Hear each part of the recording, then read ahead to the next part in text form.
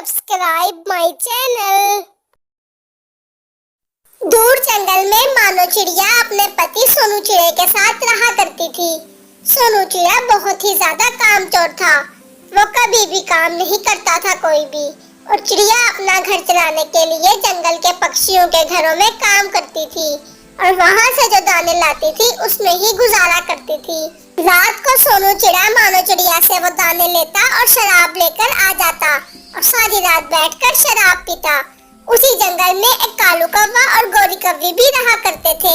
उनका अपना एक बर्गर का ठेला था। वो अपने ठेले पर बर्गर बेचकर काफी ज्यादा दाने कमा लेते थे। फिर एक दिन चिड़िया अपने पति से कहती है, सोनू चिड़े, क्या तुम नहीं चाहते कि दूसरों की तरह हमारा परिवार भी खुश रहे? अगर तुम ऐसे ही शराब पीते रहोगे तो तुम्हारी ये आदत पक्की हो जाएगी। अरे चिड़िया, मैं क्या करूं? मैं चाह कर भी ये शराब नहीं छोड़ पाता हूँ, और वैसे भी मैं क्या काम करूं? मैं कोई भी काम करता हूँ तो वो चलता ही नहीं है मेरा। अगर तुम सच में शराब छोड़ना चाहते हो तो हम अभी उल्लू वैद्य जी के पास जाते हैं। वो हमें कोई ना कोई रास्ता बताएंगे। फिर वो दोनों उल्लू वैद्य जी की गुफा में आ जाते हैं। आओ आओ मानो चिड़िया और सोनू चिड़े, क्या हुआ है? बताओ, क्या मसला है तुम्हारा? उल्लू वैद्य जी, सोनू चिड़ा शराब छोड़ना चाहता है, लेकिन ये शराब छोड़ ही नहीं पा रहा है। इसको आदत लग गई है, इसलिए आप कोई हल बताएं जिससे ये शराब छोड़ दे। और तो और, अगर ये जंगल में कोई काम शुरू करता है तो हमें उसमें सिर्फ और सिर्फ नुकसान ही होता है।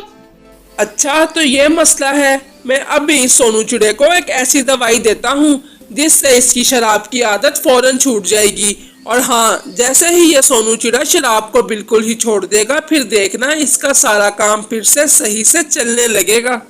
फिर उल्लू वैद्य जी उसको दवाई खिला देते हैं।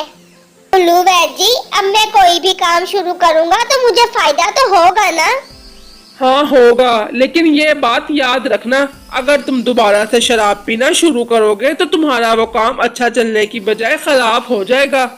बहुत शुक्रिया उल्लू वैद्य जी, मुझे लगता है आपकी इस दवाई के बाद सोनू चिड़ा अब शराब नहीं पिएगा। फिर वो दोनों वहाँ से तोते के पास आते हैं।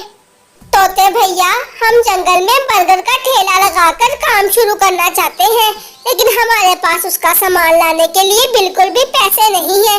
इसलिए आप अगर हमारी थोड़ी सी मदद कर दे, हमें थोड़े से पैसे दे दे, तो हम अपना काम शुरू करने के बाद थोड़े ही समय में आपको आपके पैसे वापस कर देंगे। अरे हाँ हाँ चिड़िया, मैं तुम्हें पैसे जरूर दूंगा। मुझे तुम पर पूरा भरोसा है।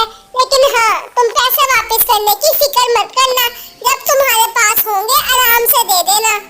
आपका बहुत शुक्रिया, हम आपका ये एहसान कभी नहीं भूलेंगे। एक दिन सुबह होते ही वो दोनों बर्गर का ठेला लगा लेते हैं। नई बर्गर की दुकान देखकर सभी पक्षी वहां आ जाते हैं। आज चिड़िया के ठेले की वजह से कोई भी पक्षी कालू कौवे और गोरी कौवी के बर्गर के ठेले पर नहीं जा रहा था। कालू जी, कहीं ऐसा ना हो जाए कि जंगल के सभी पक्षी मानो चिड़िया के बर्गर खाने लग जाए और हमारा कारोबार बंद ही हो जाए। नहीं नहीं गौरी, ऐसा कुछ भी नहीं है। वो अभी चिड़िया ने नया नया ठेला खोला है ना, इसलिए सभी पक्षी वहाँ जा रहे हैं। हमें कुछ दिन इंतजार करना होगा। अभी देखना, जैसे ही चिड़िया के बर्गर पुराने हो जाएंगे, फिर सभी पक्षी हमारे पास आने लगेंगे दोबारा। फिर ऐसे देखते ही देखते सभी पक्षी कालू कौवे के ठेले पर जाना बंद कर देते हैं और मानो चिड़िया के ठेले पर जाते हैं। अब आहिस्ता आहिस्ता वो चिड़िया तरक्की करने लग जाती है। ये देखकर कालू कौवे को काफी ज्यादा गुस्सा आता है। वो अब अपने घर आकर सोचने लगता है। गौरी, तुम सही कह रही थी, हमारा कारोबार तो बंद ही हो गया है। अब हमें कुछ ऐसा करना होगा जिससे चिड़िया का कारोबार फिर से बंद हो जाए। एक ही तरीका है, अगर हम किसी तरह से सोनू चिड़े को दोबारा से शराब की आदत डाल दें तो फिर से उनका कारोबार बंद हो जाएगा।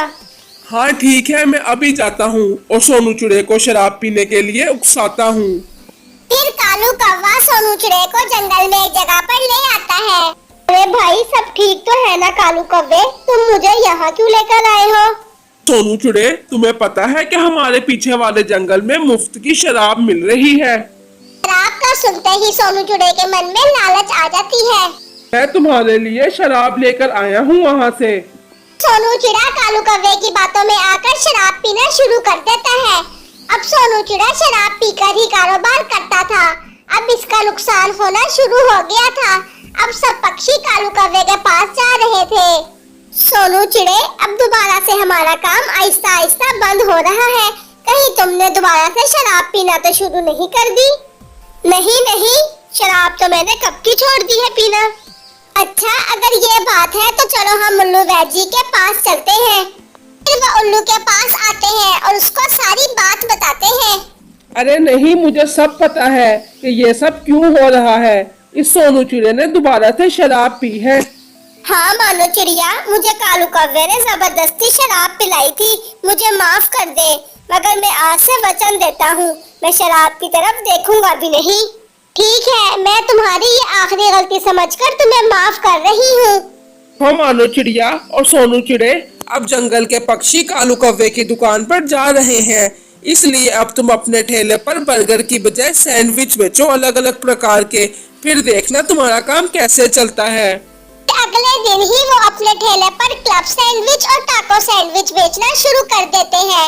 और ये सैंडविच का नाम सुनकर सभी पक्षी उनके पास आना शुरू हो जाते हैं और सबको उनके सैंडविच बहुत ज्यादा पसंद आने लगते हैं। और फिर कालू कौवे का ठेला बिल्कुल ही बंद हो जाता है। और ठेला बंद होने की वजह से कालू कौवा अब रोज अपने घर शराब लाकर पीना शुरू कर देता है। अरे ये क्या हो गया है मेरे साथ? मैंने जैसे किया था मेरे साथ भी वैसे ही हो रहा है। और फिर ऐसे गोरी कौवी को उसकी गलती की सजा मिल जाती है।